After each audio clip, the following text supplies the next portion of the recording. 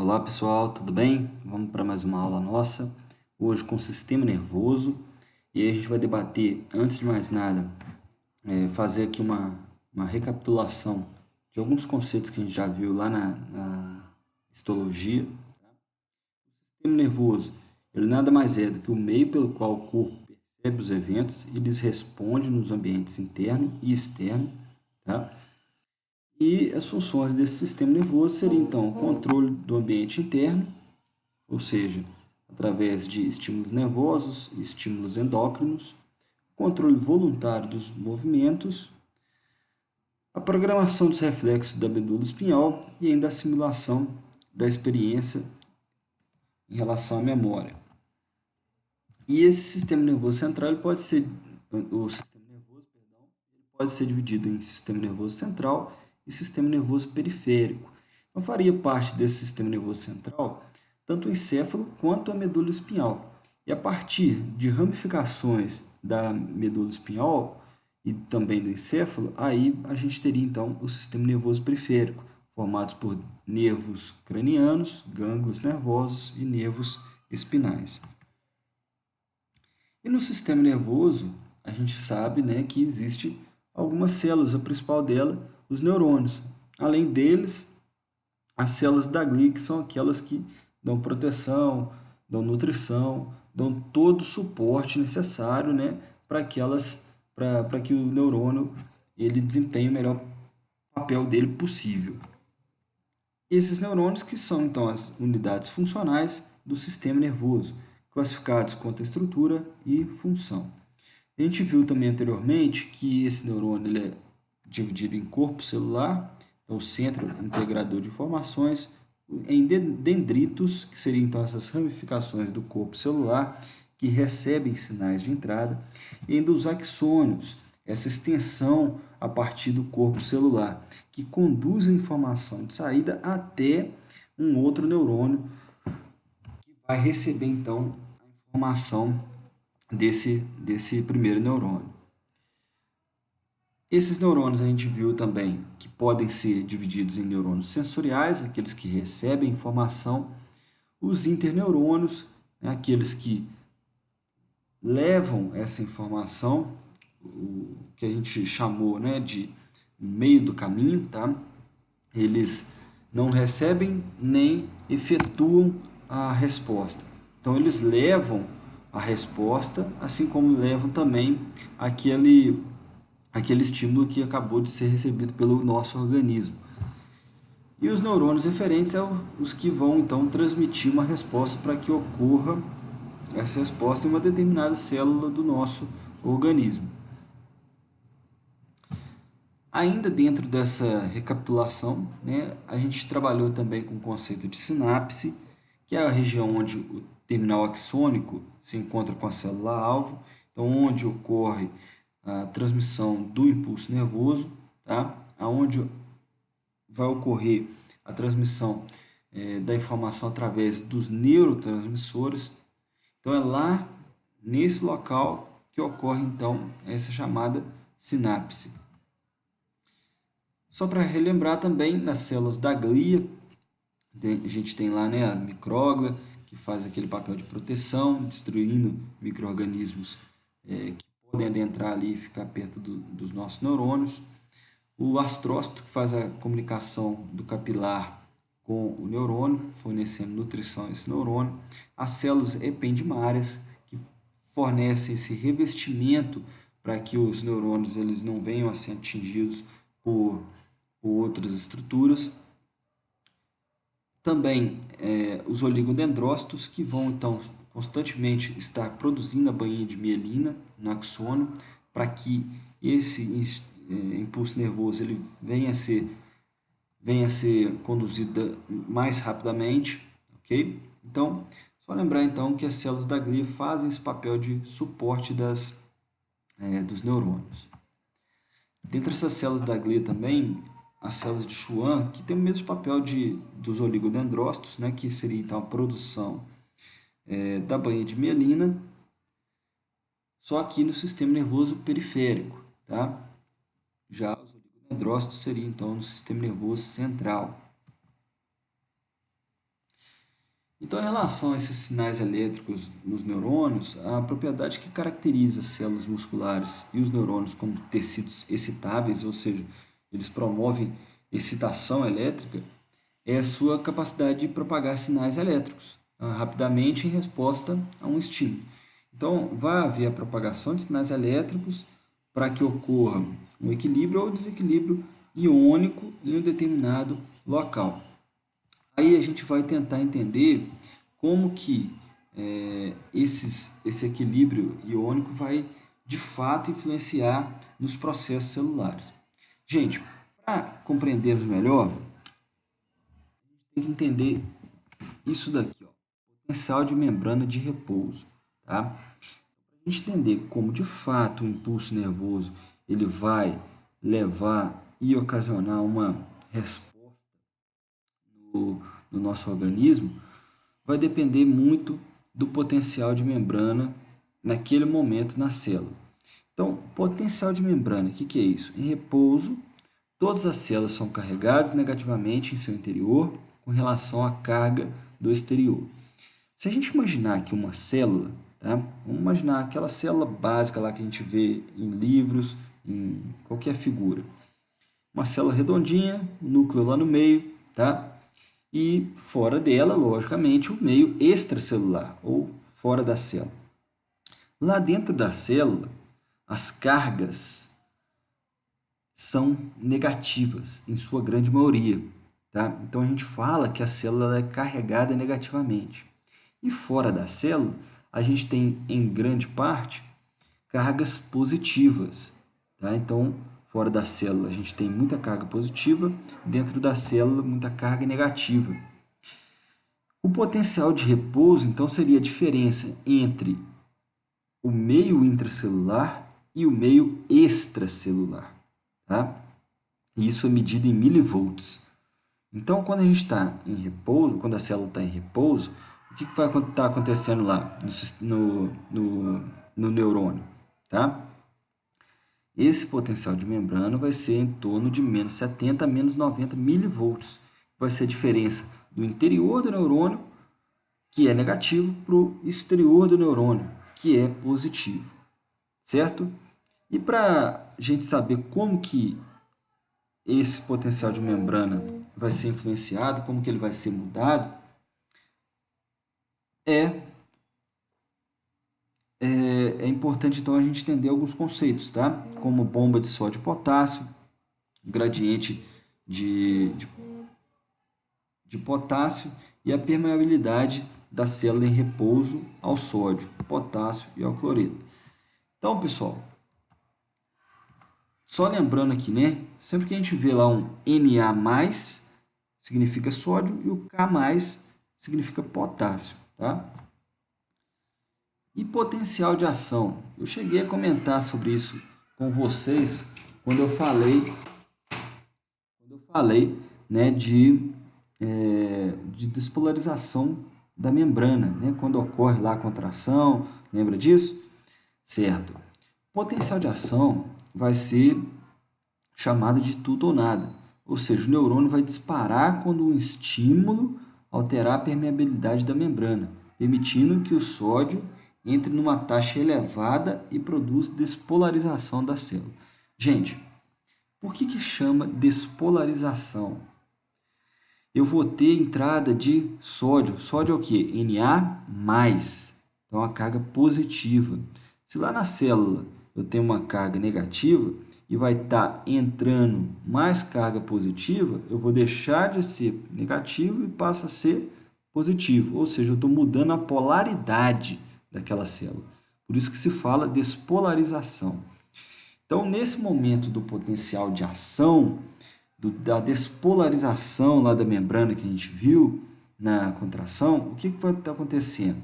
Eu vou estar mandando mais carga positiva para dentro da minha célula. Tá? Então, o potencial de membrana ele vai tornar-se brevemente positivo. Por quê? Porque o potencial de membrana era a diferença do meio intracelular para o meio extracelular, concorda? Então, se eu tenho mais cargas positivas no meio intracelular, essa diferença, então, ela vai se tornando positiva. Antes ela era negativa, agora vai se tornando positiva. Então, vamos passar aqui para a figurinha para a gente entender melhor, tá? Olha só, pessoal. O potencial de membrana, então, em repouso, está aqui em torno de menos 70, ok? Então, o potencial de repouso, a diferença lá do nosso meio intracelular para o meio extracelular. O meio intracelular mais negativo, o meio extracelular mais positivo. A partir do momento que eu tenho um estímulo para a entrada de sódio, Na+, na célula, eu vou deixando o meio intracelular mais positivo. E o potencial de membrana vai, olha lá o que vai acontecendo com ele, aumentando, até chegar aqui nesse pico. O pico é que é chamado de potencial de ação. Quando chega lá no pico no potencial de ação, onde está totalmente despolarizada a célula, a gente tem lá um potencial de membrana em torno ali de 20, 30, tá? Feito isso, eu vou ter um momento posterior de repolarização. Só que então na despolarização entrou sódio, na repolarização vai sair sódio? Não. O que vai sair da célula no momento da repolarização? Potássio. Potássio também tem carga positiva, tá, pessoal? Então, se sai no momento da despolarização entrou muita carga positiva, aumentou o potencial de membrana, o que vai acontecer quando sair carga positiva? Vai diminuir, logicamente, esse potencial de membrana, tá? E essa diminuição, então, ela é devido à saída do quê? Potássio, K+, certo?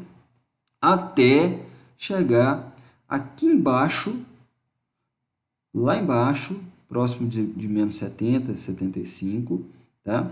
Lá abaixo do limiar aí indicado, onde a gente vai observar que no momento dessa repolarização a gente abaixou tanto que está menor que o potencial de repouso, concordam? Esse momento aqui, bem lá no final da repolarização, é chamado então de hiperrepolarização, porque está chegando a um nível aqui menor ainda do que o potencial de repouso. E aí, para eu voltar lá para aquele potencial de repouso, o que eu vou ter que fazer? Eu vou ter que trocar um pouquinho de potássio com sódio, tá? Saiu muito potássio, vai voltar um pouquinho e eu tiro aquele sódio que tinha entrado na célula lá no começo. Aí a bomba de sódio e potássio que vai fazer esse papel. Então, essa bomba de sódio e potássio vai agir aqui no finalzinho para quê? Trocar cargas positivas e eu finalmente chegar novamente naquele valor lá de potencial de repouso. Então, o que a gente tem que lembrar aqui nesse potencial de membrana? O potencial de membrana, ele vai então começar bem baixinho lá, em torno de menos 70. Vai haver um momento da despolarização, que é a entrada de sódio, até atingir o máximo dessa despolarização, chamado lá de potencial de ação. No momento da repolarização, vai sair potássio da célula, tá? Até um momento lá da hiperpolarização. Esse momento da hiperpolarização, a gente tem que voltar para o potencial de repouso. E para voltar para o potencial de repouso, eu tenho que trocar sódio que entrou lá no começo com o potássio que saiu aqui no momento da polarização, da repolarização. Trocou, voltou aos valores de potencial de repouso.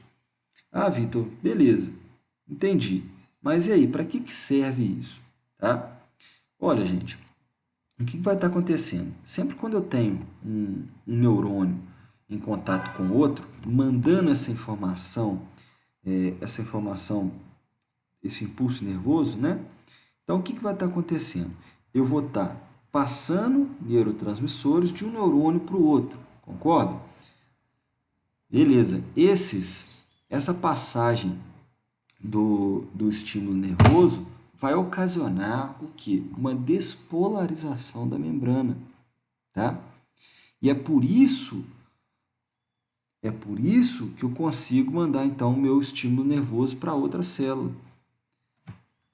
Vamos aqui, Só para a gente entender melhor, eu tenho, né, no momento aqui que está subindo o gráfico, no momento da despolarização, o que está acontecendo lá na minha célula? Olha só, está entrando Na+, tá? Que é o meu sódio. No momento que eu faço aqui a repolarização em azul, a descida do gráfico, o que sai? Potássio, ok?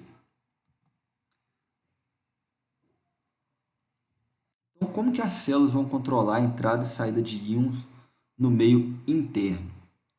Isso vai depender da abertura e fechamento de canais iônicos que a gente já viu lá na parte de membrana celular, ok? Então, gente, olha só, relembrando, o que vai estar acontecendo com o potencial da membrana em repouso? Ele vai estar lá em torno de menos 70 milivolts. Vai haver um estímulo despolarizante. Que estímulo seria esse despolarizante? A chegada dos neurotransmissores lá na célula, tá? Então, para esses neurotransmissores entrar, eu tenho que mudar a polaridade da célula. Se eu conseguir mudar a polaridade da célula, aí os neurotransmissores vão entrar e vão mandar a informação, ok? Então, chegou, eu vou então despolarizar a membrana para mandar esse estímulo lá para dentro da célula. Então, essa membrana ela vai se despolarizar com a entrada de sódio na célula, tá? E aí, para repolarizar, eu tenho que então ter a saída de potássio. No momento 7 aqui, ó, os canais de potássio eles continuam abertos e mais potássio ainda deixa a célula hiperpolarizando ela, que é aquilo que a gente tinha comentado.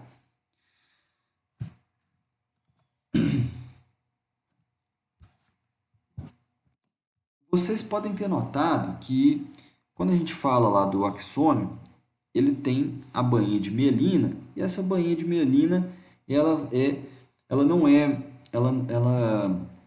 ela não é algo muito longo, né? Então, ela é uma bainha mais curta. E entre essas bainhas de mielina, a gente tem um local chamado de nó de Ranvier, ou nodo de Ranvier, tá? O que acontece, gente? Quando vai passando impulso nervoso pelo axônio, ele vai passando através de uma condução saltatória, ou seja, ele vai passando de um nodo de Ranvier para o outro, ok? Então, isso vai aumentar a velocidade de condução do impulso, então não precisa passar aqui pela bainha de mielina, né? Impede a despolarização de grandes extensões da fibra, né? Impedindo o movimento excessivo de sódio e potássio, economizando então energia de bomba de sódio e potássio. Então, vai haver aqui a condução do impulso nervoso de forma saltatória, de um nodo de Ranvier para o outro, de um nodo de Ranvier para o outro, e assim vai, para economizar a energia daquela célula, daquele neurônio. Então, olha só, aqui no nodo de Ranvier está ocorrendo então o momento da despolarização, entrada de sódio, aquela historinha toda. E aí o que acontece? Olha o impulso nervoso, ó, pum, lá para o outro nodo de Ranvier, para que ocorra todo o processo novamente. E esse processo não precisa ocorrer nessas regiões onde tem a bainha de mielina. Então, economizando energia na célula.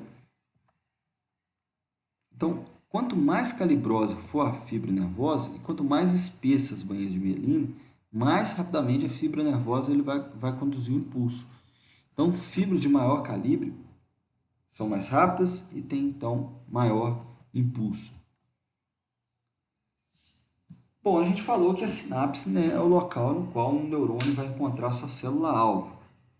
Então, essa sinapse vai ser química, utilizando de neurotransmissores, ou então elétrica, através da presença de junções comunicantes, que é aquelas especializações da membrana que a gente já viu em outras aulas. Olha só, aqui a gente tem um local onde está ocorrendo a sinapse, né, a transmissão do impulso nervoso. Então, a gente tem um neurônio aqui pré-sináptico, tá? Ou pós-sináptico, perdão. Eu estou passando essa informação para um neurônio que está recebendo essa informação. Então, esses neurotransmissores eles são enviados, vão ser reconhecidos por receptores específicos pós-sináptica. E aí, o que esses neurotransmissores vão fazer lá nesse neurônio que está recebendo a informação? E eles vão promover, então, a despolarização daquela membrana, tá? Para que ocorra a transmissão do impulso nervoso.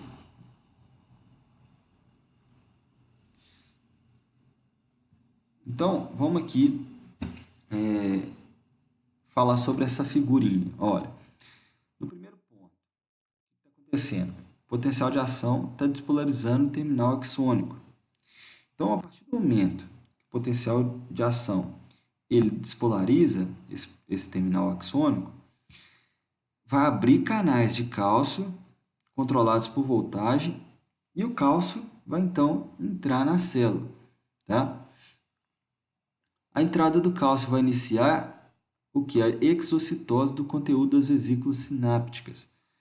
Essas vesículas têm ou contêm os neurotransmissores, tá? Então, esses pontinhos vermelhos aí são os neurotransmissores.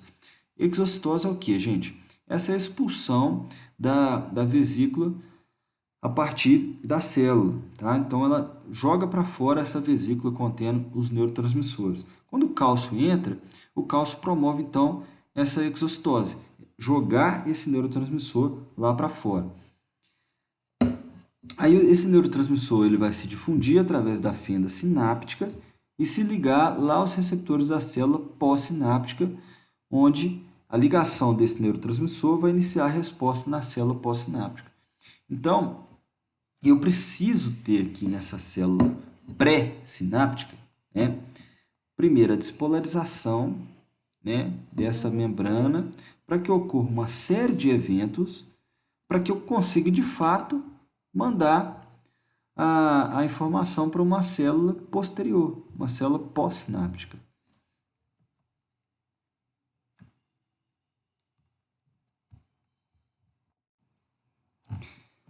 Um desses neurotransmissores que a gente comentou a respeito lá na contratilidade foi a acetilcolina, tá? Então, a partir do momento que ocorre a despolarização lá da membrana do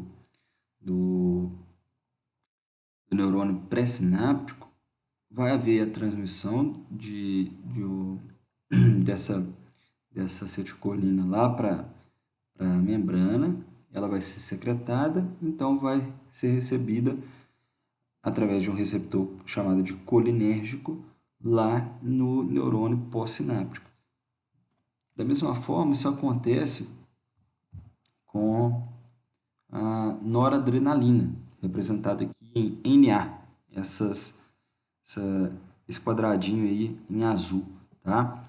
Ele também vai ser secretado através de um neurônio e pode chegar a um receptor chamado de adrenérgico na sua célula-alvo ou então em outro neurônio.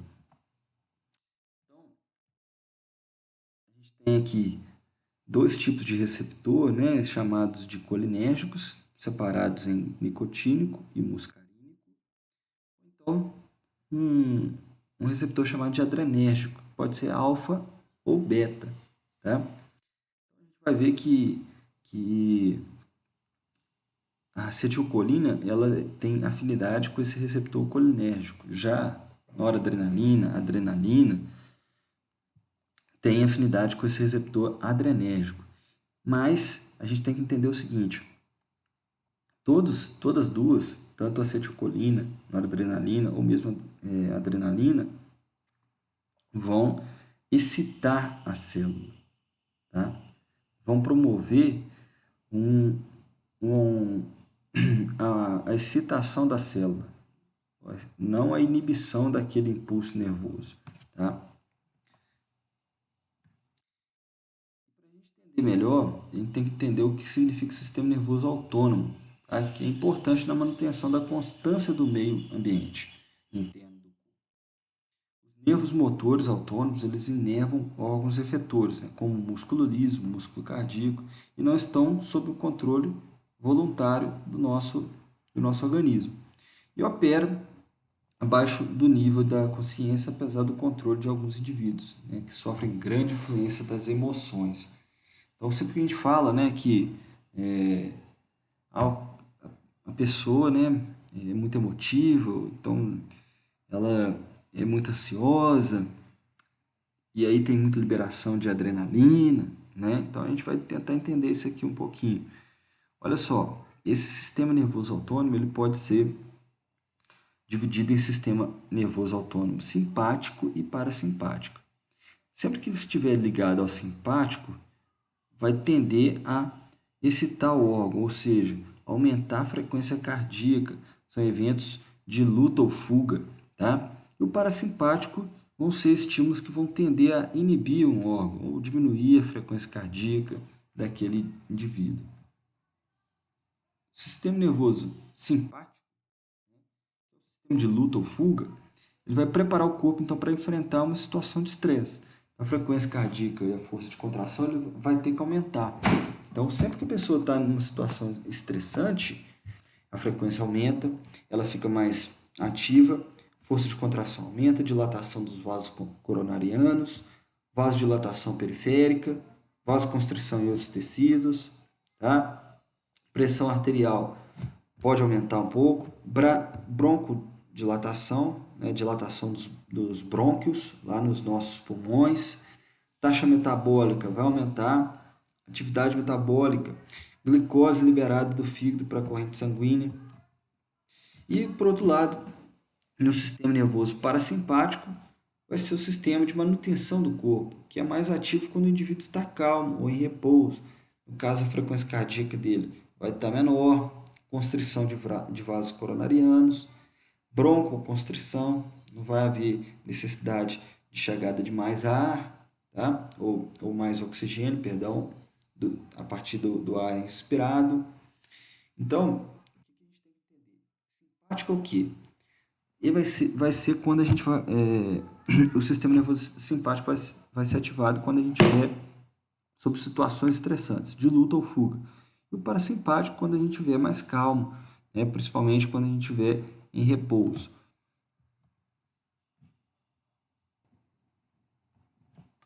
As substâncias que vão ativar a via simpática, ou seja, aquela que vai dar aumento da frequência cardíaca em situações de luta ou fuga, né? Usam acetilcolina e noradrenalina. Então, essas duas proteínas, né, acetilcolina e noradrenalina, que vão então ativar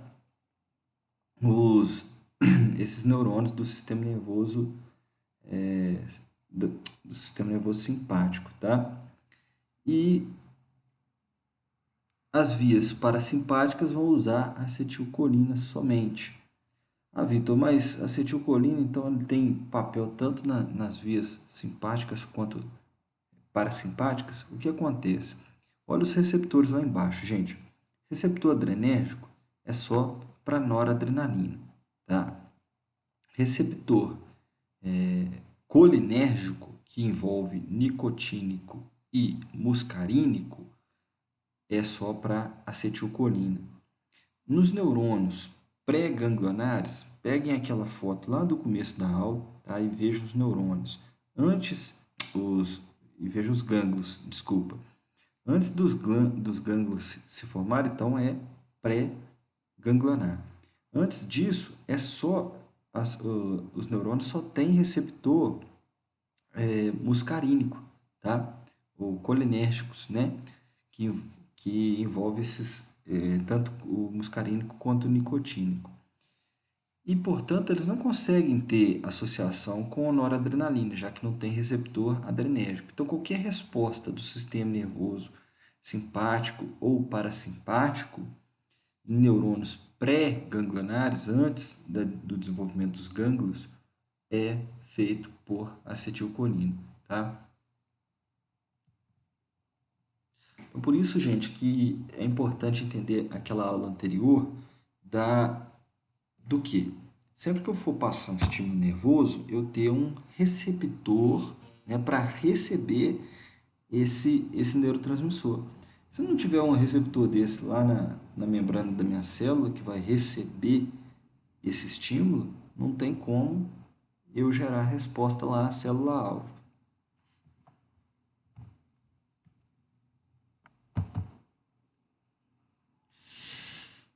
Aí a homeostase é um equilíbrio então dinâmico, né, entre as subdivisões autonômicas. Ora a gente vai precisar de um estímulo parasimpático, por exemplo, lá durante o nosso sono, ou ora a gente vai precisar de um estímulo simpático, onde a gente precisa estar atento, né, às situações do nosso dia a dia, tá? Como, por exemplo, até mesmo no momento de realizar uma atividade física.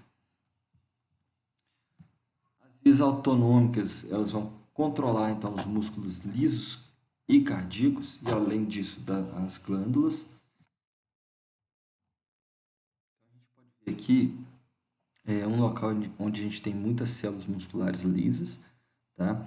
E essas células musculares lisas, elas estão aqui associadas a um axônio do neurônio autonômico pós-ganglionar. Então, olha lá, gente, quando a gente dá um zoom ali no axônio desse neurônio, a gente vai ver que tem várias vesículas lá contendo neurotransmissores. Esses neurotransmissores vão ser enviados para a célula muscular lisa, onde eles vão então gerar uma resposta que aquela célula está precisando no momento. Por isso, essa célula muscular lisa tem que ter um receptor para receber esse neurotransmissor. A medula da suprarrenal vai secretar catecolaminas. Catecolaminas seria o que, gente? Adrenalina e noradrenalina. Ah, as duas são iguais? Não, elas são bem parecidas, tá? Só que a noradrenalina é um precursor da adrenalina. E as duas vão agir em receptores um pouco distintos. E é sempre naquele esquema que a gente viu em aulas passadas, tá? Esses hormônios vão cair lá na corrente sanguínea até atingir um tecido-alvo. Então a gente tem que saber que neurônios diferentes controlam, né, neurônios autonômicos, ou seja, esses neurônios diferentes eles podem ser neurônios autonômicos, nossa senhora, vamos lá. Ou então neurônios motores somáticos, tá? Esses neurônios autonômicos, eles são divididos então em simpático e parasimpático. E a gente viu, né, que pode ativar então músculo cardíaco, liso, glândulas, algumas células. E dependendo se for um estímulo simpático, esse músculo cardíaco, por exemplo, ele vai ser mais ativado, né? Vai então aumentar a contração desse músculo. Se for parasimpático, vai diminuir a contração desse músculo, tá? No caso de glândulas, se for simpático, vai secretar mais hormônios, dependendo da resposta desse hormônio. Se for parasimpático, vai secretar menos, dependendo também da resposta desse hormônio. E ainda neurônios referentes podem gerar neurônios motores somáticos, que vão controlar, então, os músculos esqueléticos, né, que a gente viu lá na parte de histologia. E vai, então, todos esses neurônios vão causar, então, uma resposta tecidual. Quando a gente pensa na inervação da fibra muscular, a ação da acetilcolina nos receptores nicotínicos dessa fibra muscular são sempre excitatórios, tá? E geram, então, contração muscular. Só que não tem um neurotransmissor que vai causar o relaxamento. O relaxamento ele vai ocorrer quando esses neurônios motores eles forem inibidos, tá? Então, a gente tem sempre a liberação do neurotransmissor para contração e durante o relaxamento, a liberação desses neurotransmissores vai ser inibida. Não vai ter um outro neurotransmissor que vai causar o relaxamento.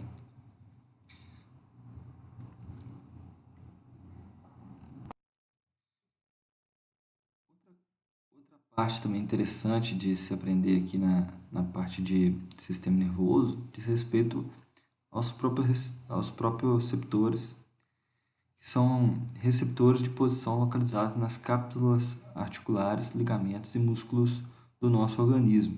Tá? O que seriam então esses próprios receptores? Esses próprios receptores, eles são terminações nervosas que vão gerar uma resposta a partir de uma força exercida sobre essas articulações, ligamentos e músculos, tá? Para gerar uma resposta, né? Para que a pessoa largue, por exemplo, um peso muito grande, tá? Que pode vir a gerar uma lesão nas articulações, nos ligamentos, no músculo, certo? Então, olha só, proprioceptores articulares, a gente tem terminações nervosas livres, mais abundantes, receptores tipo Golgi, em tendões e ligamentos, corpúsculos de Pacini, tecidos como derme, vísceras e tecidos articulares, e ainda quimiorreceptores musculares. Um arco reflexo, então, é a via nervosa do receptor ao sistema nervoso central e do sistema nervoso central de volta ao órgão efetuado através da via motora, tá? Então, quando a contração reflexa dos músculos esqueléticos ocorre em resposta a um estímulo sensorial, então, que estímulo seria esse? Por exemplo, como a gente vê aqui no desenho, né, um martelinho do médico. E não depende da ativação dos centros cerebrais superiores, apenas da medula para que ocorra, então, essa contração.